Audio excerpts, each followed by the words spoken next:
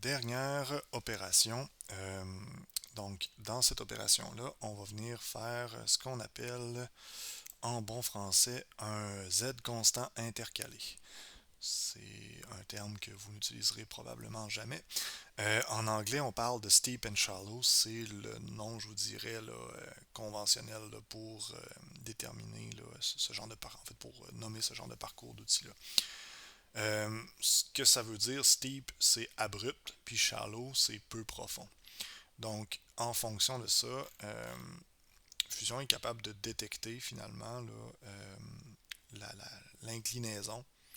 Vous pouvez lui indiquer un seuil d'ailleurs, là, on va le faire là, dans le cadre de ce parcours d'outils-là, un seuil d'inclinaison à partir, donc un angle, à partir duquel il considère que c'est abrupt. Il va modifier son parcours d'outils en fonction de la pente, puis le ramener à quelque chose de plus intéressant pour venir faire des courbes là, dans le bas, là, où est-ce que c'est plus incliné par exemple, plus proche là, de quelque chose d'horizontal.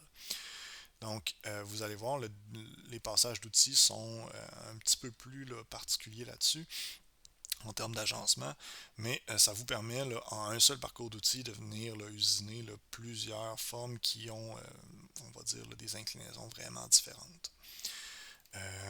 Donc, pour faire ça, on va sélectionner notre Z constant intercalé et on va venir sélectionner un outil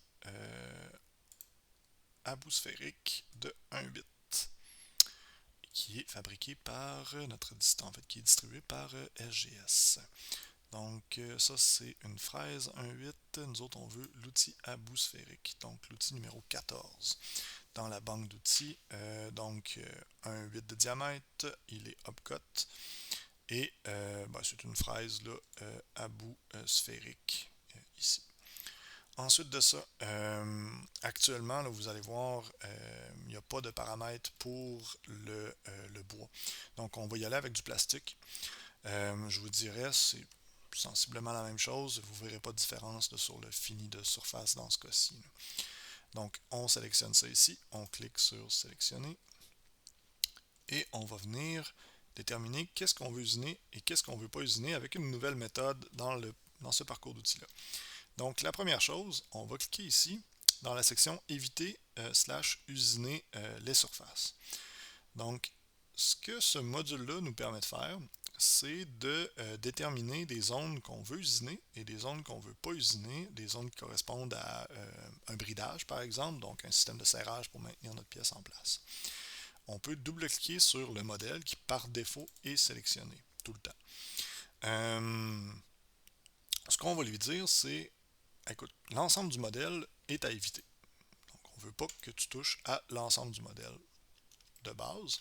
Et on va se rajouter une nouvelle sélection et on va lui dire je veux que tu usines uniquement les faces que je vais sélectionner. Donc, ça, ça, ça ici, ça comme ça.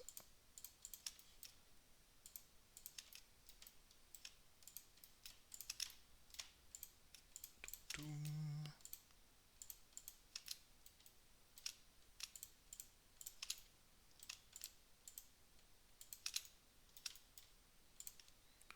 Et on va aller de l'autre côté, chercher nos autres faces.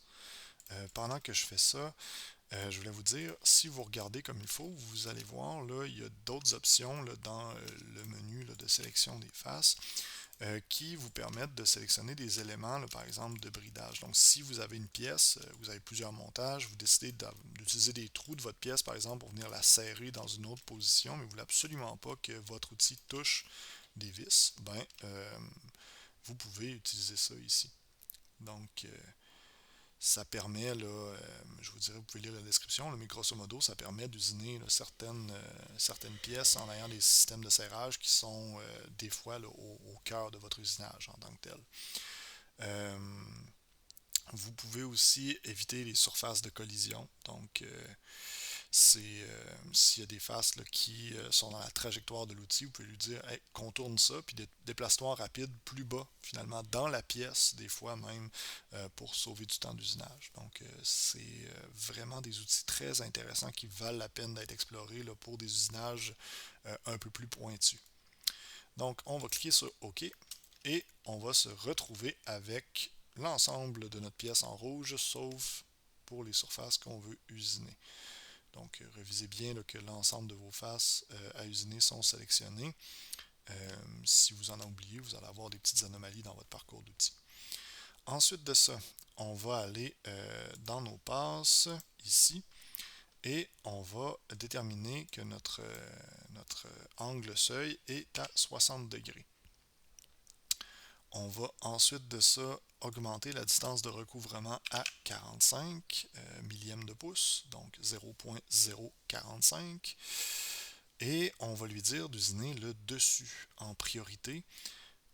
En sélectionnant cette option-là, vous vous évitez beaucoup de risques de collision, je vous dirais. Dans ce cas-ci, s'il commençait par usiner le fond, probablement qu'il entrera en collision avec la surépaisseur restante sur les parois ici. Donc, c'est préférable dans la vaste majorité des cas. Ensuite de ça, le pas en Z en avalant, on va le limiter. En avalant, en fait, en avalant n'a pas rapport là-dedans, je l'ai lu puis je vous l'ai dit. Donc, on va le limiter à 0.00125. Donc, ça va vous faire là, une pente là, qui va être très très douce ici. Le recouvrement en bas ici, donc le décalage entre les passes, donc les passes planes, donc qui sont plus sur le dessus, lui on peut l'augmenter un petit peu. Donc comme ça, on va avoir là, quelque chose là, qui va être plus espacé dans le bas ici.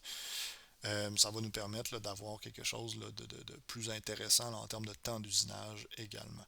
Donc, on pourrait l'optimiser davantage spécifiquement pour ça.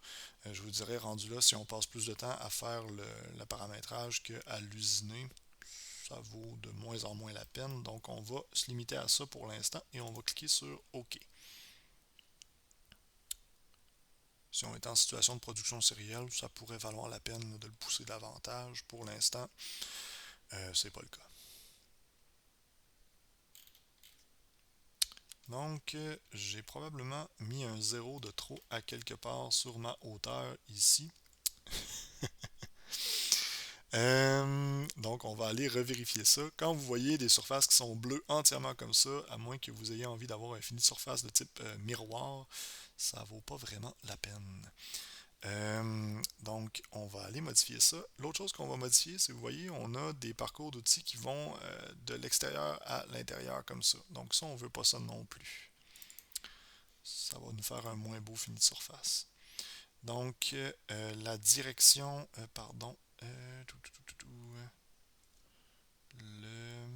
la référence, non. Passe plane. Ok, crête constante, c'est ça. Donc, on va lui dire de travailler en parallèle ici. Donc, le type de parcours d'outils. Et on va sélectionner la direction pour qu'il fasse en parallèle, du moins sur les passes planes. Ensuite de ça, on va modifier notre recouvrement, je crois, ici. Ouais, les passes en pente. Donc, on avait un petit 0 de trop ici. On va cliquer sur OK.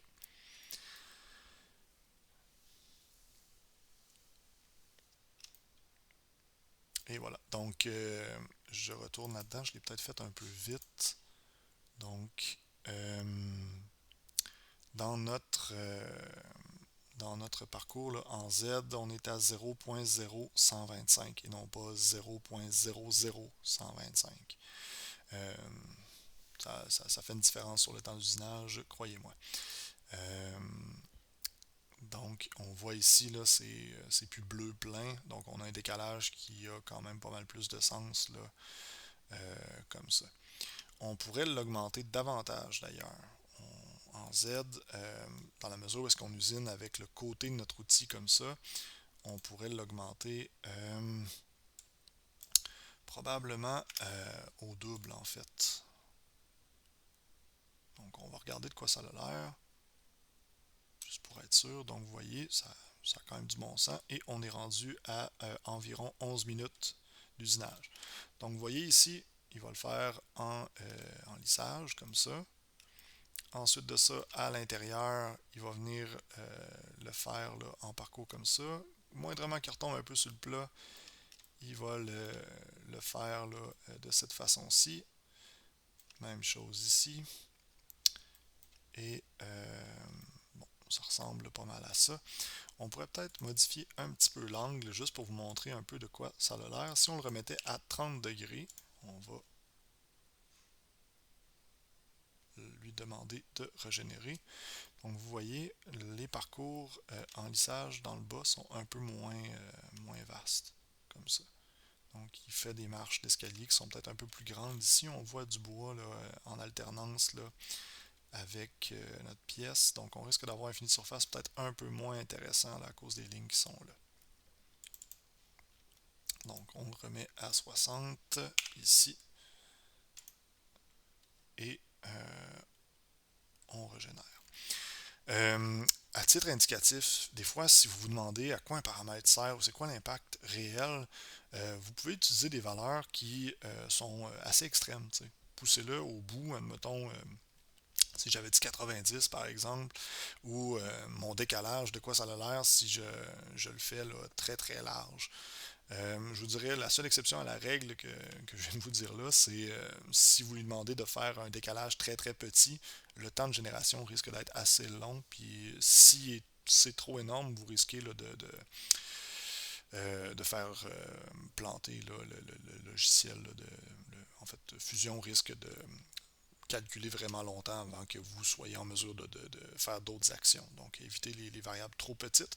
Mais des fois, c'est intéressant de le pousser un peu plus juste pour voir c'est quoi la différence réelle. Ça vous permet aussi là, de voir l'impact que ça a là, sur le temps d'usinage. Donc, ça ressemble pas mal à ça. Pour cette opération-là, on se retrouve dans une prochaine vidéo.